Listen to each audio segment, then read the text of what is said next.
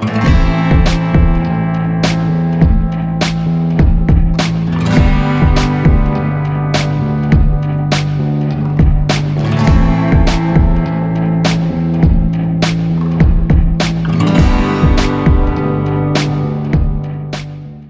welcome to Death and Glory episode. I'm not sure what episode it is because we're not putting them out in the order that we're videoing them.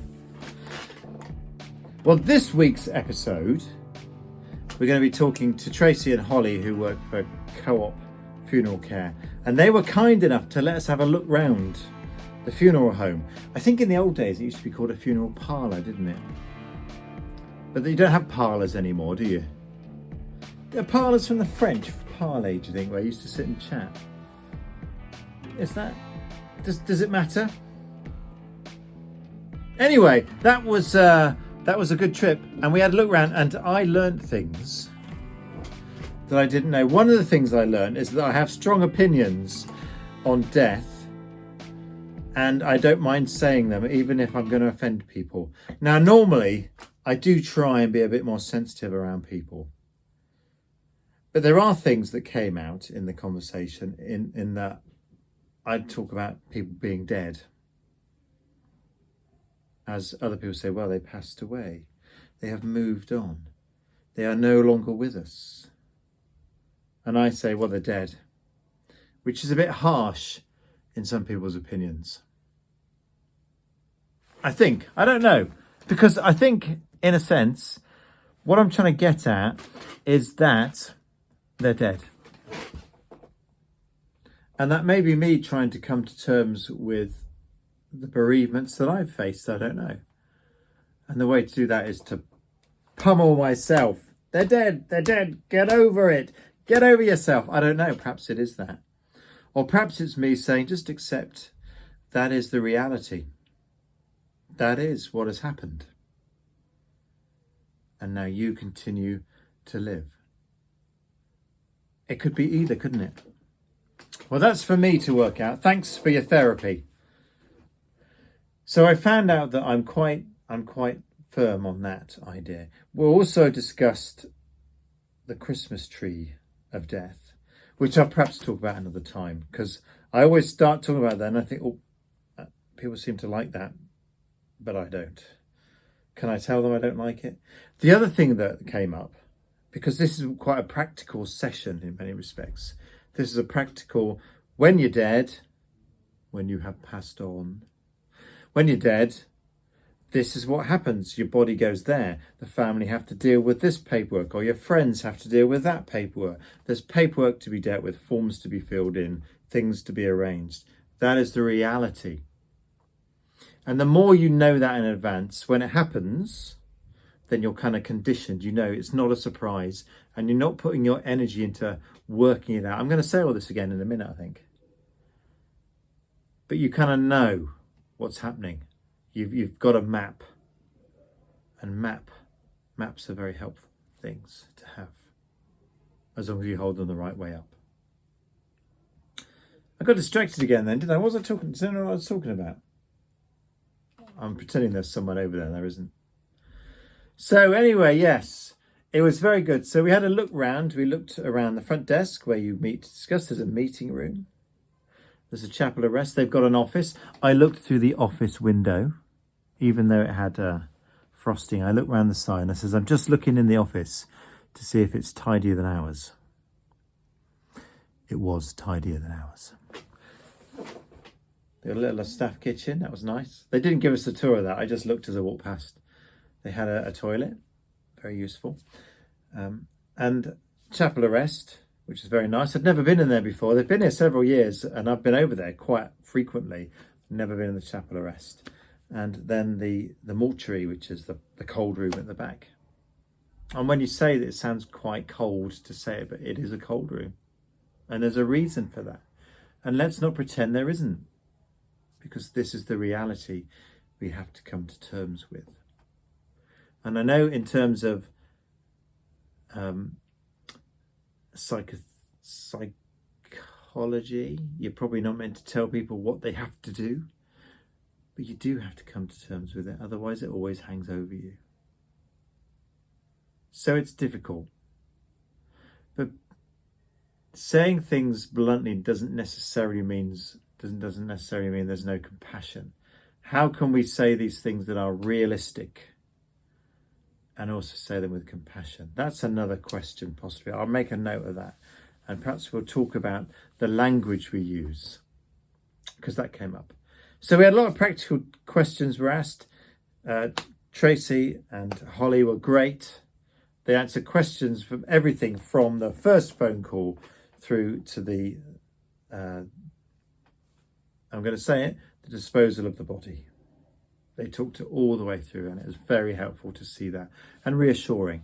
So anyway, luckily, graciously, kindly, nicely, they agreed to spend a few minutes just talking about what they do and how they do it. So here's a short interview with them both, talking about different aspects of the funeral industry and their role in it.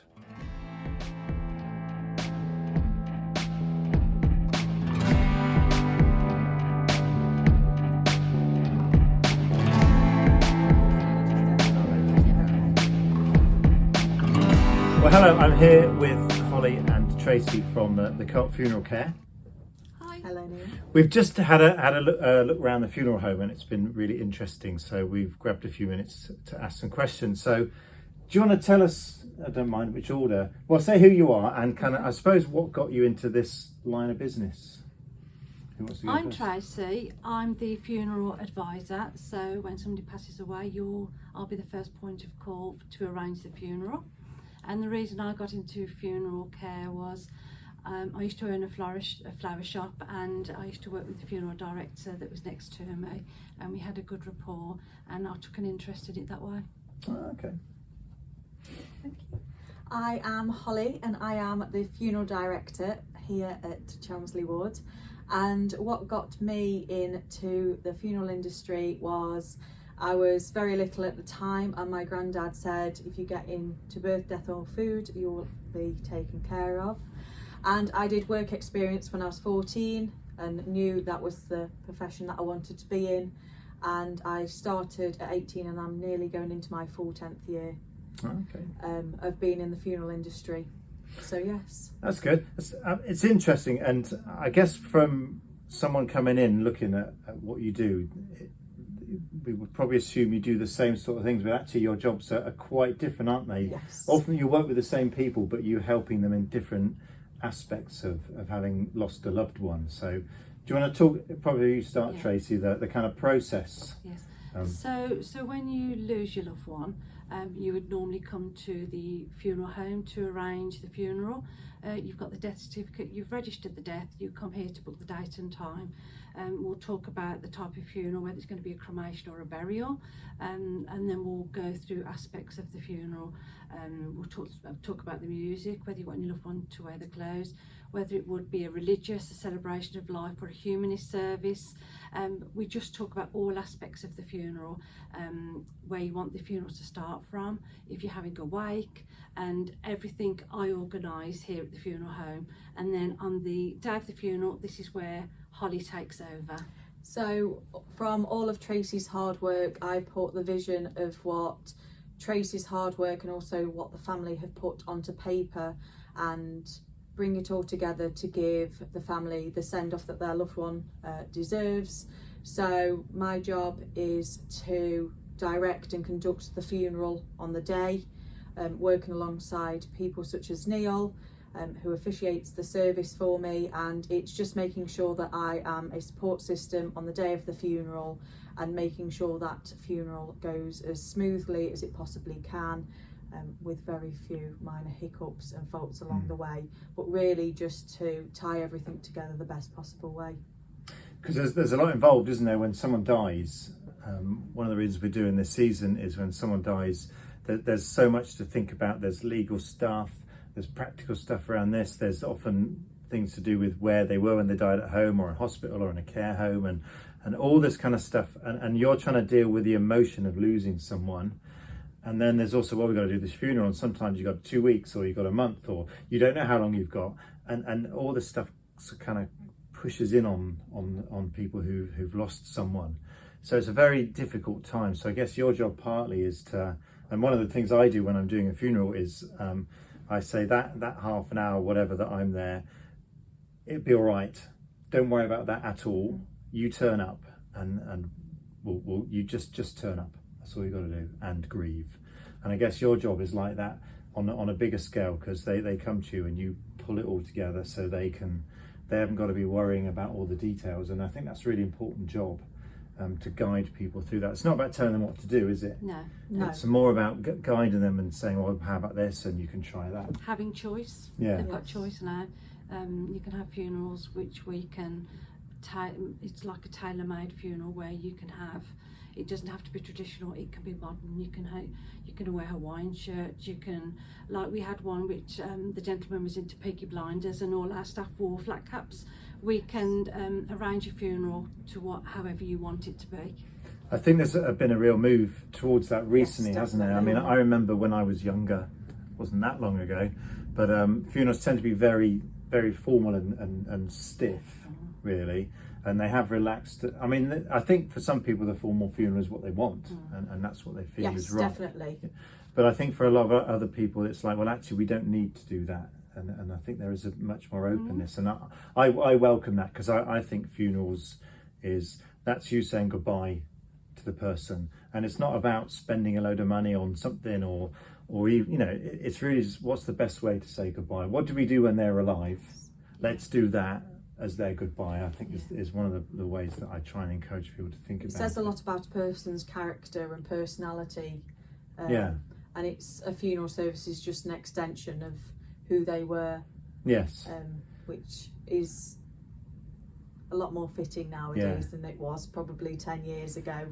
They tend to be a bit more, pardon the pun, out the box in the past, didn't they? And I think it's worked if you're sitting in the wake or the thing, and you think actually, especially if you haven't known the person, because I don't always have known the person, and you think actually I kind of know what they're like. You think that you've got the funeral right if people come in, pick up the personality of the person who's died from the family and the friends and what's going on. It can be really good. Yeah. So can I ask a slightly question about from you from a personal point of view, working in this line of work, has it made you feel about death? Has it changed your perspectives on death? Do you have a view on death? You know, what's it made you feel about death as an event? So personally, I am comfortable with death. I'm not afraid to pass away or die. I am comfortable in my being, because I believe that there's more. I believe this is just a shell of who's carrying me in this life. I'm completely comfortable and natural with death, but I also respect other people's views with how they feel and what they think happens after death, etc, etc. But that is just obviously my personal opinion. I am comfortable being around death and death itself. Yeah, and no one actually knows the answer. We won't know don't. till it happens, unless there's nothing. Then none of us will know. But then it won't matter if there's nothing. So yeah, okay. Tracy, what do you have a view? I think death isn't to be feared. There's nothing to fear about death. Sometimes it can be a blessing if somebody is suffering in life, and it's a release. It's a blessing. It doesn't faze me at all being around dead people. We're there to provide a service, and our service is to look after people's loved ones. Yeah, and that's one of the things I've picked up here, is the respect that you have for the dead person as well as the family, and I think that's the key, isn't it? It's that respect for what was and the people who are going on, and that's because it's death is actually it's such a major part of life, and there is no avoiding it, either your own or other people's, and how we manage that it kind of frees us up to live our lives, doesn't it? If we're in constant fear of it or worrying about it, it shadows over, doesn't it? Exactly, and it takes your living years with it before it's actually come. Yeah, so I think having help wherever people seek that out to say the goodbye is important. Having people who've trod that way before to give advice is really important. So, and we've been walking. There's been about a dozen of us, hasn't there? Had a look round. So some of it, I mean, I hadn't seen before as well. So it's been interesting being able to see some of the practicals So when you have to deal with it yourself, you're not putting your nervous energy into, well, what's going to happen, who do I talk to, and where do things go, and what's the chapel of rest and all this sort of stuff. Knowing that kind of helps you be ready for when you may have to deal with it yourself. So it's been really helpful time for us. Are people free to get in touch if they want to come and have a look or a chat? They don't have to be dead to come and see you, presumably. Of course, obviously, we do have an open door policy, but sometimes we will have obviously people booked into the diary. But if anybody does want to come in and have any questions or concerns or have queries, definitely. And if there was a chance you wanted to do another afternoon like you have done today, then please do so, because we'd all be on board with obviously trying to erase slightly the taboo of death itself. Definitely, we're on board with that. That's great. Well, I think the more people talk about the subject, the better it is. It makes everyone's life easier and better, doesn't it, I think? So it's been a really sort of positive time you've showed us. So thanks very much for your time. Thank you. Thank you for yours as well.